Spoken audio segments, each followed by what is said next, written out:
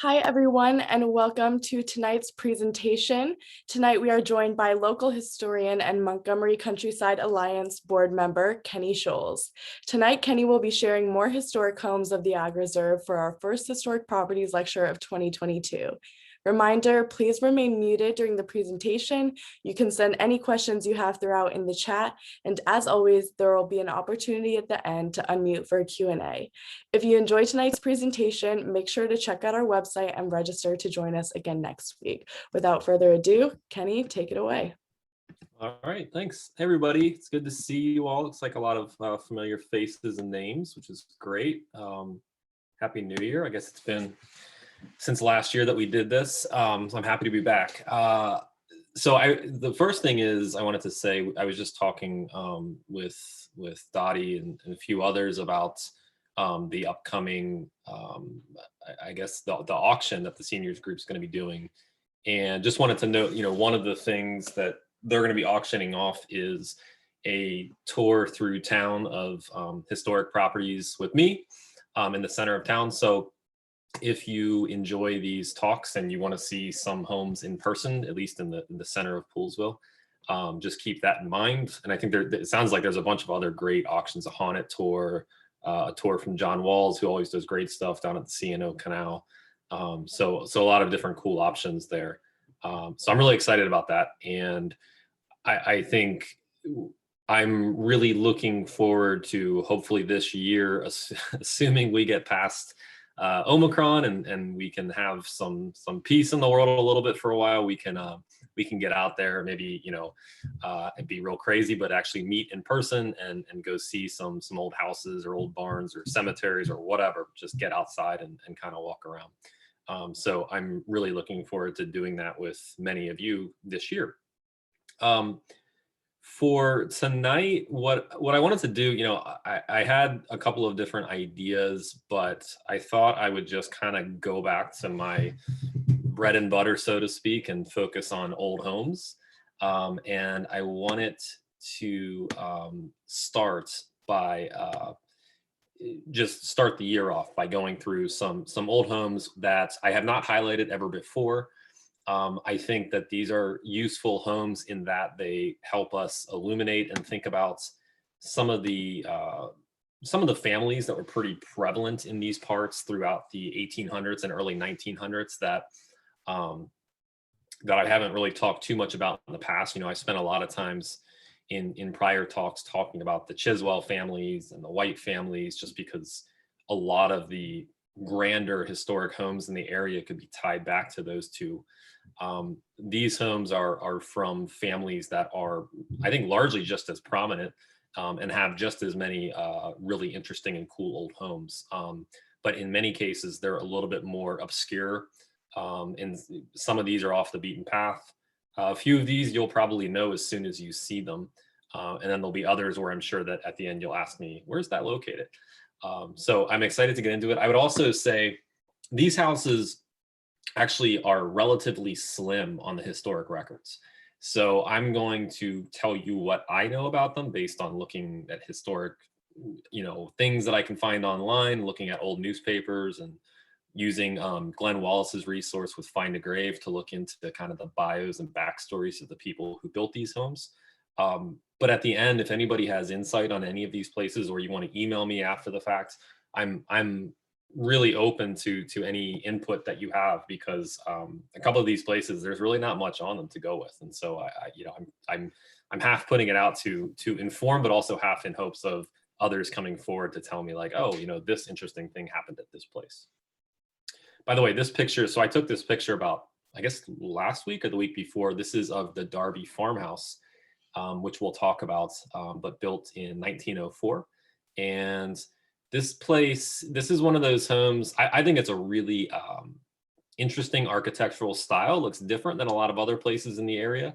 But I think its positioning is what's amazing about this place. So if you've ever driven from Poolesville out to Rocklands and you're on Sugarland Road, kind of where Sugarland almost runs into Montevideo, it's kind of sitting right back there in the nook. It's got this kind of really nice foreground to take great pictures with, but also a really nice driveway to drive down. So these are the homes that I wanted to talk about tonight. So you can see they really do stretch kind of all across this part of the ag reserve that we are in.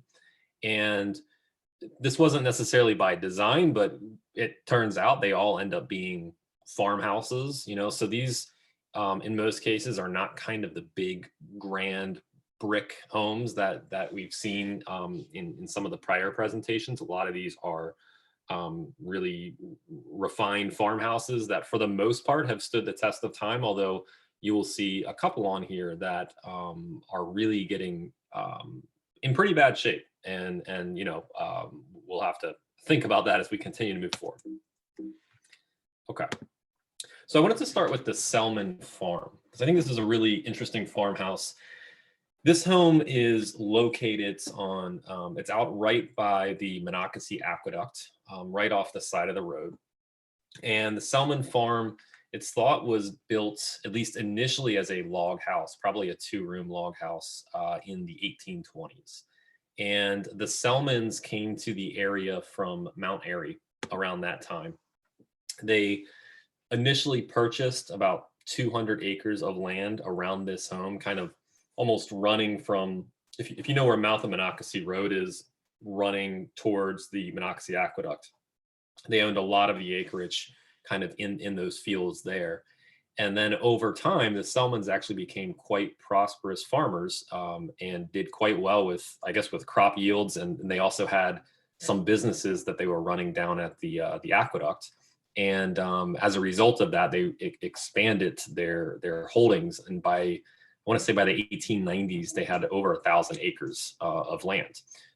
So did quite well. And in the 1890s, when the home was actually sold out of the Selman family, it was described in the newspaper as the most fertile soil in all of Montgomery County that they owned, which, might have been hyperbole, but certainly there's probably some truth to the fact that it was located right up alongside and kind of in that nook where the Monocacy River hits the Potomac River. And you can see here a lot of interesting outbuildings. So there's an ice house, there's a smoke house, there's on the far right here, what you're looking at is actually what used to be a really cool old stone barn that has kind of fallen into clear disrepair. And there's also a structure behind that barn that is very likely to have been the enslaved quarters. There were certainly enslaved persons working this land, at least 9 or 10 based on census records, possibly more than that at some point. But as you can see, so the center bottom picture there it's a really bad picture because I took it while I was driving my car, but I was trying to go by to get a sense of what it was looking like today because it had been a while since I've been down the road. The home's not in great shape. And I'm not exactly sure kind of what the plans are here, but it's a really interesting place. I'd be curious to see what it would look like without the stucco on the exterior. Like I said, initially it was a log structure, then maybe made out of stone, and then covered with this stucco. So kind of a cool place. If you're interested in seeing it, the road literally goes right past it. It's very easy to see. So if you're going to Monocacy Aqueduct, you can't miss it. Okay. And then I want to talk about the Darby Farm. So the Darby family is one of those families that is fairly well known throughout the 1800s here in the Ag Reserve. A lot of times it seems like what we have is with these families, an individual moves into the area, marries into, another prosperous family. And then they have, in the early 1800s, they'd have 12 to 15 kids. And as a result of that, you have these expansions of these, families. And so what's kind of cool about it and interesting is you have this situation where if I say to you like, oh, I went to hang out at the Darby Farm, that could mean like 15 different houses, right? There's a lot of Darby farms in the area. So this Darby farm is from Lawrence Darby. He married into I think he was linked into the Allnut family, another well-known family in the area, and built this home, as I mentioned earlier, in 1904. And I think this home is cool just because it's kind of got some touches of the kind of Victorian architecture. It's also situated in a really odd manner. Um, and one of the things that I'm always kind of think, I haven't been inside of this home, from the looks of it on the outside, it looks like they're beginning to work on it, and do some restoration, at least to the exterior of it. But one of the things that I always try to like envision in my head when I'm looking at these places is, what does the interior floor plan look like? Just because it's something that, for whatever reason, is interesting to me. And this place is kind of cool because I think it's kind of hard to predict what that would look like. But if you look at the bottom right picture, I always love when I see these offset windows, because that's kind of a dead giveaway that it's on a stair, because it's probably the turn of the stairs. And so you'll see this a lot on houses where you have this window that almost kind of sits in between two floors, and that's normally what it is it's a landing of the staircase. A lot of times we see that on the back of homes, but in this case, my guess is that as soon as you walk in that front door, we've got stairs going up and turning. And like I said, I don't think that that home, there's a whole lot of others that are, similar to it, in the way that it's designed. But I actually think the Trundle Farm is one that actually is quite similar.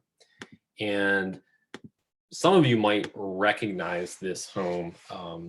It's located kind of, if you're driving down Hughes Road towards River from Poolesville, it's going to be off to your right, kind of in the distance. The driveway is actually off of River Road. It's kind of right across from Sycamore Landing, if you know where that is. And this is one of multiple Trundle Farms, another case of a family with multiple homes in the area. And I think I've mentioned this before, but the Trundles were quite prosperous. They're the ones that built the Annington plantation down above White's Ferry, the large brick house. They came to the area in the late 1700s, and they played their cards right with the kind of transformation of tobacco to wheat being kind of the new cash crop in the area around 1800. And as a result of that, they had a pretty significant financial windfall, which allowed them to build Annington and then to also pass on a lot of that wealth to the next generation of Trundles. And so what we have really across this part of the Ag Reserve is a number of Trundle farmhouses that have managed to kind of stay up over the last 100 to 200 years. This one was built in the 1870s, it's believed, so post Civil War.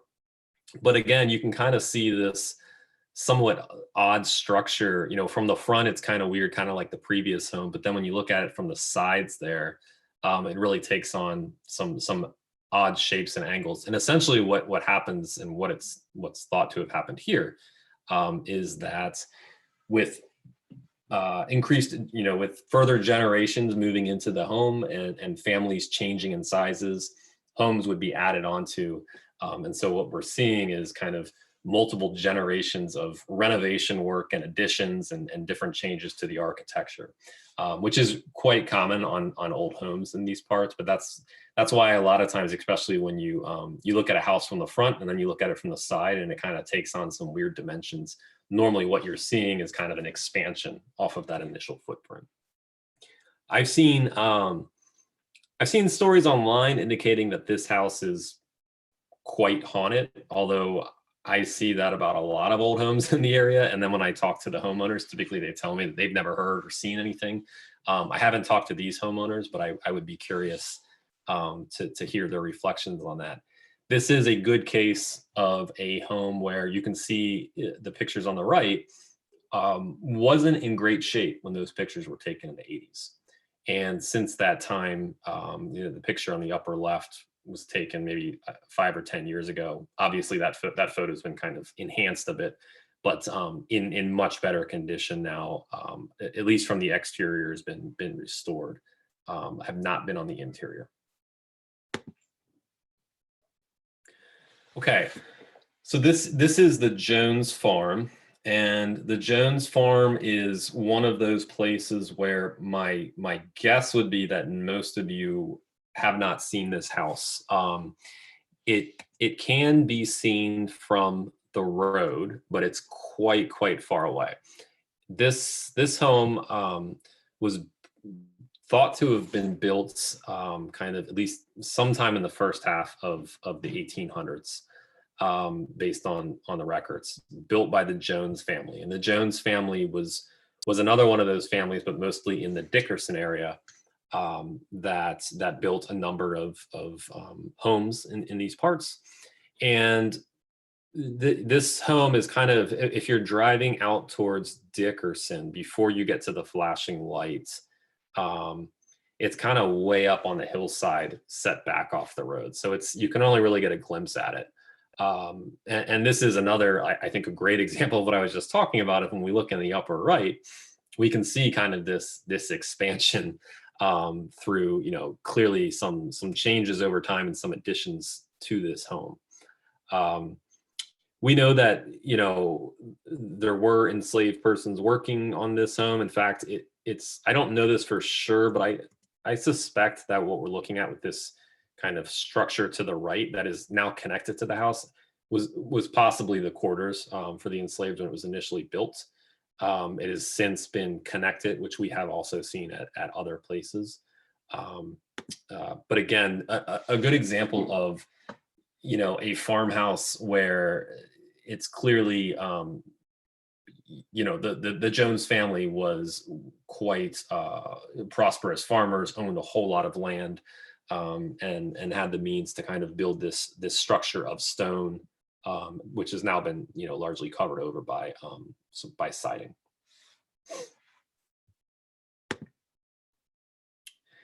So this is one, the Thomas Darby Farmhouse is one where I think many of you probably recognize it. I drive by it on the way to work every single day, and I'm sure many of you do.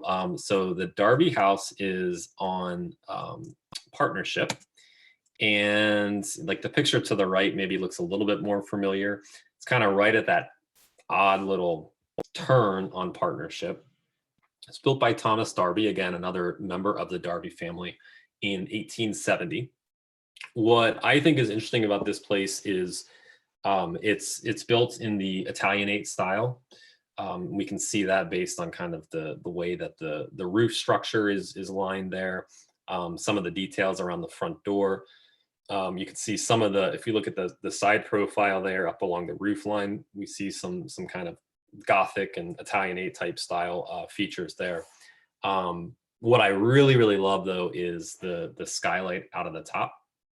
And that was kind of a decorative style that seemed to show up at a number of old homes in the 1870s. And when I look at this place, what I think about is Rockland's Farm, the winery, which was built in the same year. And those two homes are maybe a mile apart. I have no doubt that there was some level of communication between the Darby family and the Allnut family when they were constructing these two places, because I think there are some really similar features. And I think what's kind of fascinating is, at Rockland's, you can access the roof. You can go, there's a ladder in the attic that allows you to go up and stand on the roof. Whereas here they decided to go with kind of these, the window details across the attic there, to let in light to the attic floor, which is, interesting design choice. I recently saw a picture of the attic in here that was taken in the 70s. And I don't know if I was disappointed or what, but it looks like there's not actually a room there. It's really just kind of almost like a skylight at the top of the roof, which is not what I was expecting, but certainly cool. This home is really nice too. It also has a number of significant outbuildings, a really large bank barn with a stone foundation. And then the owners have done a really good job of building in some new structures, but almost building them in a style that makes them look historic as well. So it all kind of ties into the area nicely. So really cool, pretty home. Okay, so the Piles Farm it's kind of a different looking structure. You can kind of see it stretching out longwise. It The initial structure that was built, I want to say in the 1820s, so quite old, is kind of this left portion of this long home. You can almost kind of see the seam running right through the middle, and you can see where that chimney comes up. Let's see here. Oh, so question about are all of these farms still being farmed?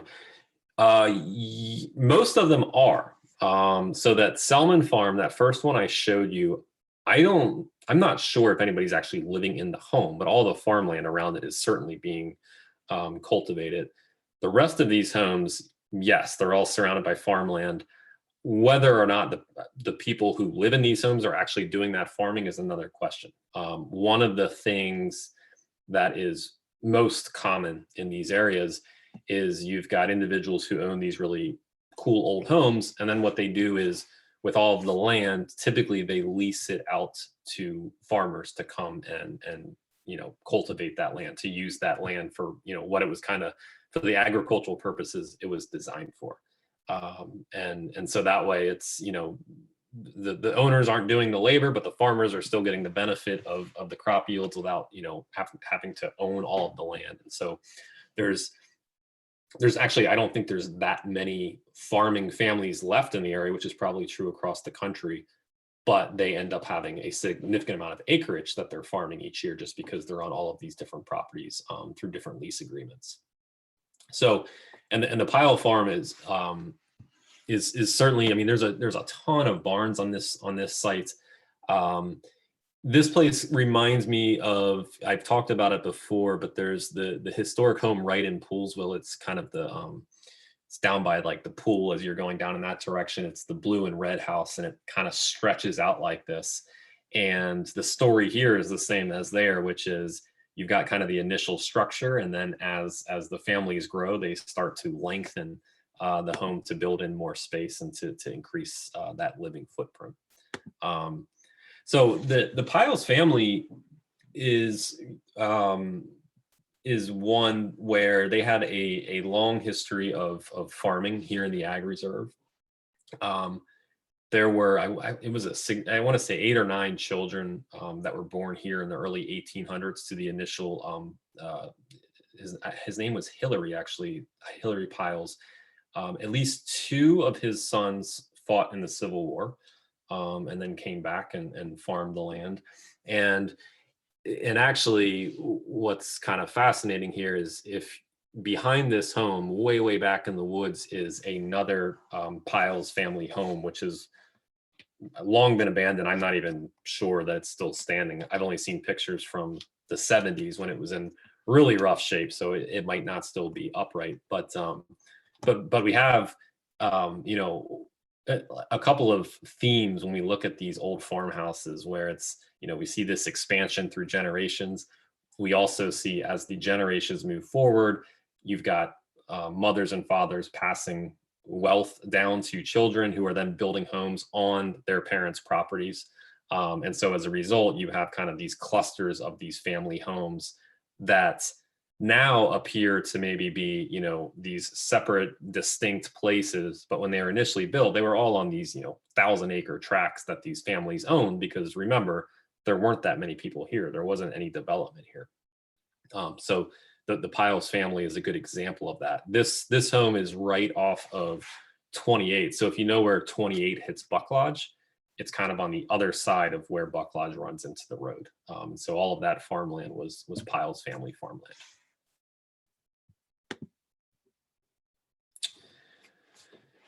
The Hunter Farm is I think one of the more interesting homes, just because it has transformed so much over the years. So built, they think it was built in the 1870s. It was actually built for the Hillard family. And then after the Hillards moved out and sold the place, they sold it to the Hunter family. And so this home, no surprise, is on West Hunter Road. So West Hunter, where Monocacy Cemetery is named for the Hunter family. The Hunter family is the family that lived in this home for I believe, multiple generations. What I think is sad about this home is, I mean, you look at these pictures from the 70s and 80s, and it's a pretty idyllic looking setting. And if we look at the home more recently from pictures that someone else is taking, um, it's certainly not in great shape. This is an example of where the farmland is certainly being used and cultivated, the home not so much. And so if you look at this far left picture, that's kind of if you were to drive down West Hunter Road and look off to your left, if you're driving away from Monocacy Cemetery, you'll see the home sitting way back there in the distance. And this is the Hunter Farmhouse. Interesting attic windows there. I don't think I've seen these kind of quarter circles as window design before anywhere else, but that's kind of a unique feature. But another example of a place where it's hard to imagine that something like this would stay up for a whole lot longer, right? I mean, it's not good for a house to sit empty.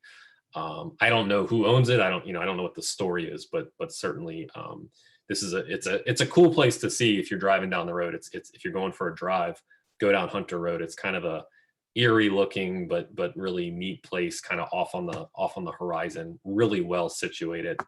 Probably get some really good sunset photos here.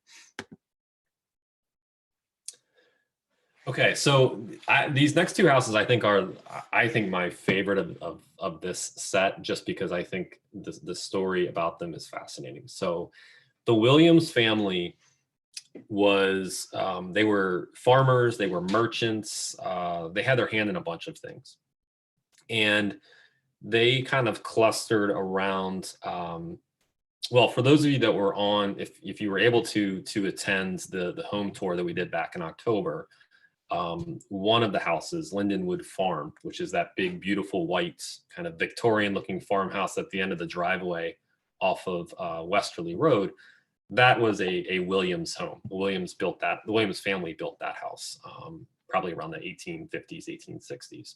But they built a bunch of other homes in that immediate area, largely on the other side of Westerly. So if you're driving out down Westerly Road towards where it hits that T intersection with Edwards Ferry, it's way out there. Down in that area, there's a bunch of these old Williams houses at the end of a driveway. And the story is that John Williams, who owned a farmhouse down in that area, was a well-to-do farmer and gained a lot of property over time. And when his two sons, Richard and another John, came of age, he built houses for both of them to live on his property, but at a good distance away. And what's fascinating is he built both of these homes out of stone, but the story is that there was a bunch of Seneca sandstone left over, or maybe, I don't know if it was Seneca sandstone or not, but a lot of stone left over from the building of the Monocacy Aqueduct.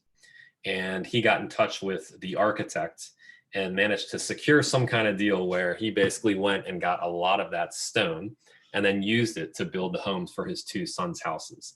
So it's thought that the stones for Richard and John's homes, built by their father, was done with leftover stone from the Monocacy Aqueduct, which is kind of neat. And this is Richard Williams' home. It's the colored pictures there are from, I want to say, the 80s or 90s. But if you were to drive past it today, it looks pretty similar. It appears to be in pretty good shape, at least from the exterior. You can really see kind of the stone there. I mean, it's uncoarse stone, meaning that it's not necessarily on the front of the home. It's not your best cut stone. A lot of times what we see, if you look at Rocklands, for example, and you look at the front of that house and the stone, it's clear that the best stone, the best carved stone, was picked for the front side of the house. Whereas if you go to the back side of the house, it's a little bit rougher. In this location, it appears pretty universally rough across all of the exterior walls. Built in the Italianate style, and what I think is interesting is they think that this home was built around 1863, which is quite an odd time to be building a house given the Civil War going on. And this property is quite literally on property where we know Civil War encampments were located. I suspect these homes might be a little bit older, probably built sometime before the Civil War. The Monocacy Aqueduct was finished in the 1830s, I believe. So we've got kind of this period there where the homes could have been constructed. But so we've got Richard's house here, which is in pretty good shape. Take notice of kind of the Italianate square structure of it, the windows and everything. The roof, the mansard roof, right? That kind of weird angled roof. And then we have his brother John's house. Now, John's house, quite similar in shape and structure. It has this really unique kind of almost lighthouse type top of the roof line, but kind of a different fate. This home, for whatever reason, passed through multiple generations, but was largely abandoned a long time ago. This color picture here is from the 80s. I have no idea what it looks like today. I would love to go back and see it. If anybody knows, I would be very curious. But you can see, I mean, it's not just kind of like a lot of times we see smaller wood structures that just kind of collapse through time and, almost kind of disappear. But when you build a house like this, it has 24-inch stone walls. Mother Nature eventually prevails, but it's going to take her some time with this one. And so we can see here this just really amazing structure, and we can see kind of the what was a detached kitchen here in the bottom left. That later, I think it looks like there was maybe a hallway that connected the home to the kitchen, sitting off here. So a really beautiful home that I'm not exactly sure what its current state is or what its fate is, or even really the reasons for why at some point a family moved out and nobody ever moved back in. But it sits way, way off in the woods. So this is certainly an example of one of those homes that I would absolutely love to get my eyes on at some point this year, if possible. So if anybody has any connections, let me know. Okay. So those are the houses I want to talk about. I'm more than happy to take questions.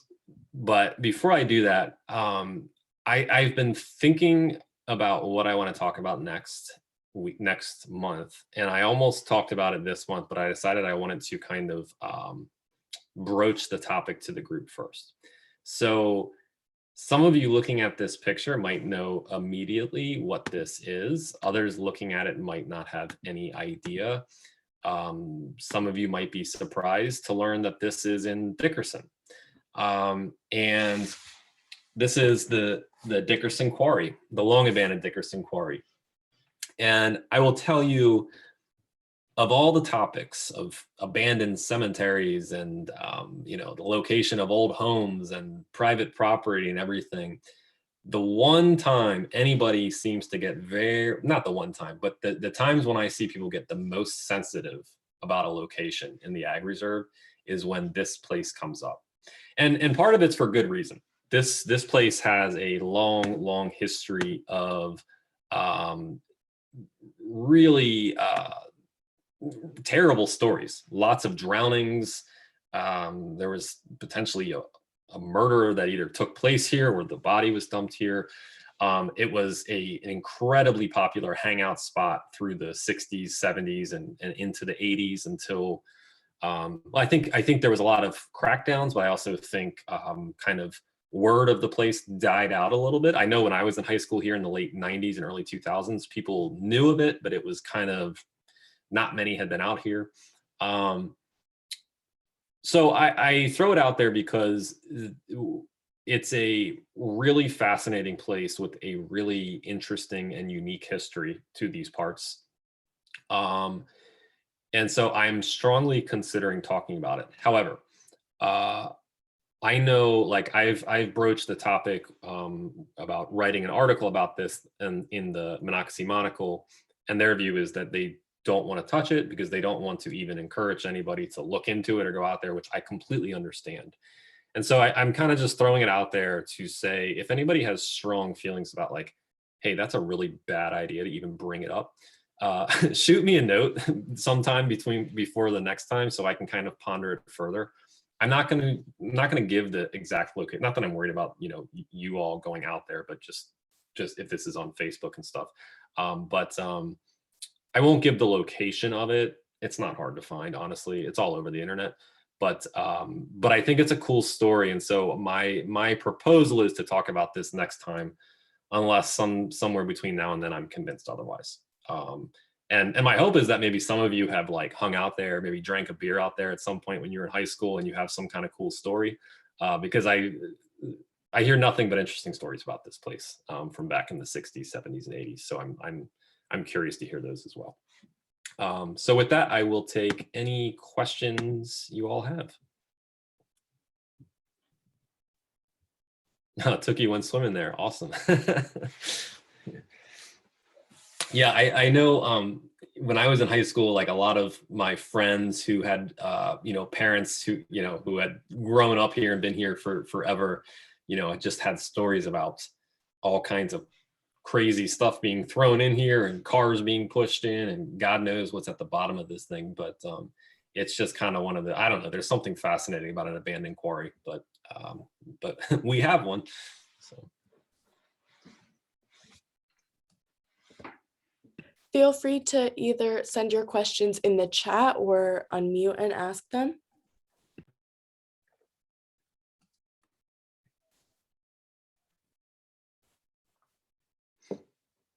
Yeah, so Tookie says they drove from Hyattsville. Yeah, so what's funny about it, and I won't kind of spoil the plot line, but when you look at kind of the arrest records at the quarry, almost all of the arrests are of teenagers from outside of town. So I think there's like, a little bit of the local network at play here where, they probably told the Poolsville kids like, hey, just get out of here and go home. Whereas it seems like really to keep outsiders, so to speak, from coming into the area and, parking cars up and down Route 28 to go to this site. They started, leaving tickets and arresting individuals in some cases.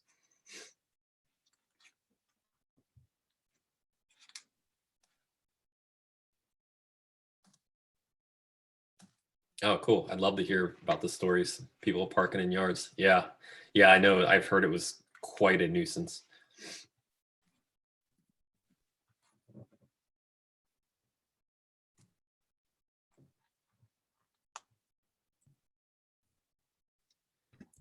I see a question in the chat that says, how do you know that some of these farms had slaves? I don't see them on any census, and since Maryland was loyal to the Union, there don't seem to be manumission lists. Well, Maryland, saying that Maryland was loyal to the Union might be a strong statement. I think Maryland did not secede from the Union for a number of reasons. But certainly these parts had very strong Southern leaning sympathies. And so when we look, and certainly this can, this is something we've talked about a little bit before, but we could certainly do a full thing on this. Although I know I saw Jim on here, he's much more of an expert, and there's a bunch of others that know the Civil War inside and out in these parts. But when you look at the individuals from this area that fought in the Civil War, almost all of them fought in the Confederacy, right? A lot of these homes had, I mentioned the Piles Farm, the two boys that went and fought in the Civil War, both fought for the Confederacy. So while Maryland did not secede, they certainly had lots of enslaved persons. And Montgomery County had a significant amount of enslaved persons. So, and we do have census records that we can draw upon from the 1850s and 60s, I believe, where we can see these homes that had enslaved persons working on them. We can also look and tell by a lot of the outbuilding structures that are, clearly enslaved quarters, and we have some record of it. So there is there is pretty good records of it.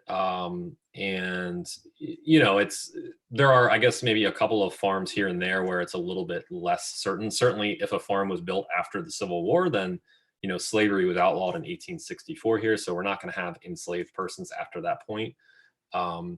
But for a lot of these places built in, you know, the first half of the 1800s or earlier, there's certainly enslaved labor at play.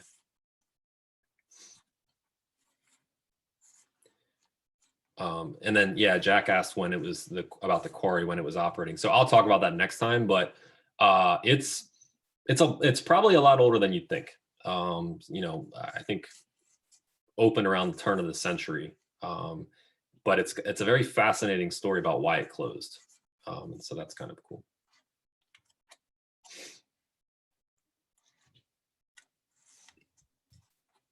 Feel free to unmute and ask questions at this time. And I'd also like to point out the auction that Kenny mentioned at the beginning of the program. It will be open from February 11th to 20th. And I put a link in the chat to find out more info on our website if you are interested.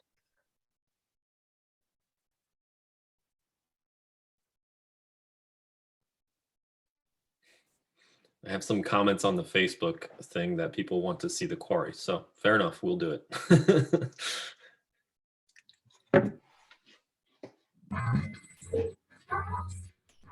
So I noticed one of the houses, the back part that you thought might have been slave quarters had more stone on it than the others. But you also mentioned about a lot of the stone being covered up. Do you know, like in cases like that, that there is stone underneath that's been covered up on the main house too, or?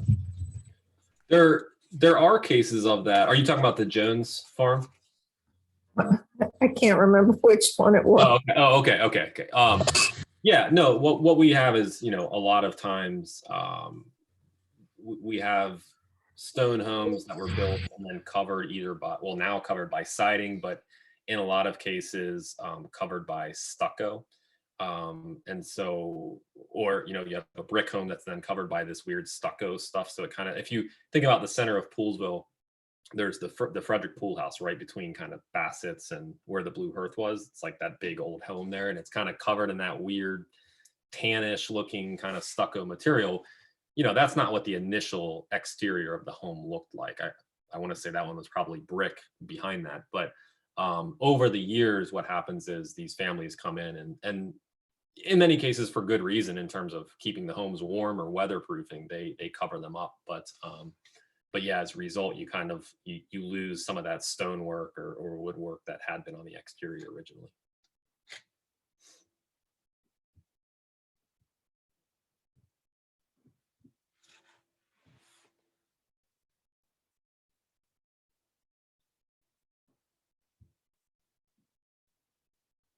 Yeah, I see Tookie's comment on another Darby. Yeah, there are a bunch of Darby homes for sure. Darby's and Dawson's and Allnuts kind of in that area around Dawsonville and Seneca.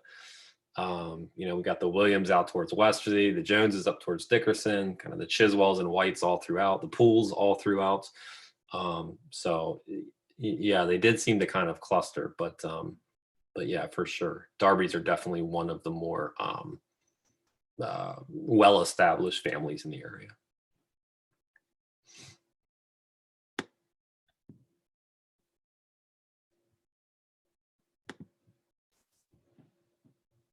Do we have any last questions?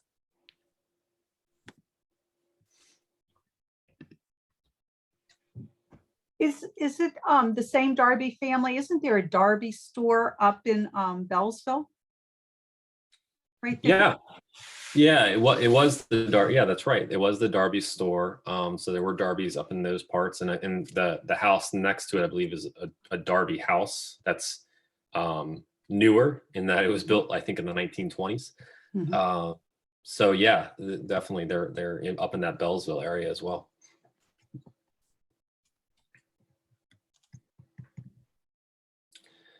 So where are the Williams stone houses? So the Williams stone houses, it's difficult to even describe, but they are, if you're thinking about going out Westerly Road, and it would be off to your left, kind of in the fields, but way, way back in there.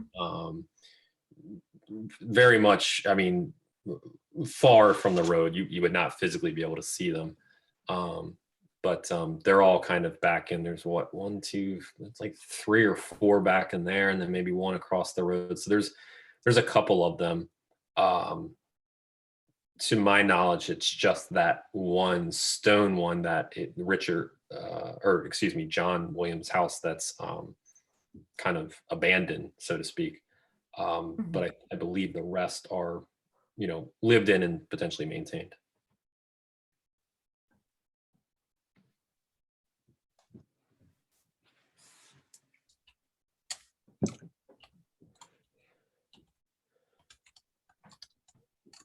If we have any last questions, feel free to unmute or put them in the chat.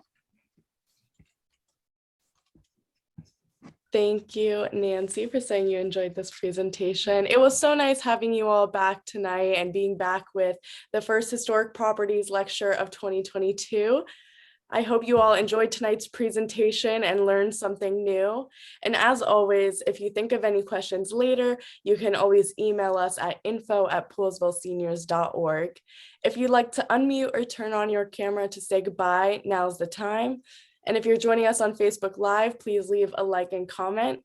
We'd like to thank Kenny for this presentation, as well as our ongoing sponsors and private contributors that help us keep our programs going, because we love putting them on for you.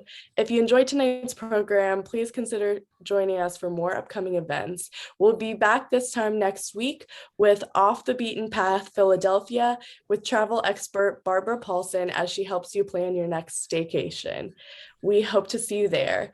And as always, you can go to our website, www.poolesvilleseniors.org, for more info and registration for our events. Thank you all so much for joining us tonight, and have a good evening. Thanks, Kitty. Thank you. Thank you. Thank you, Kenny.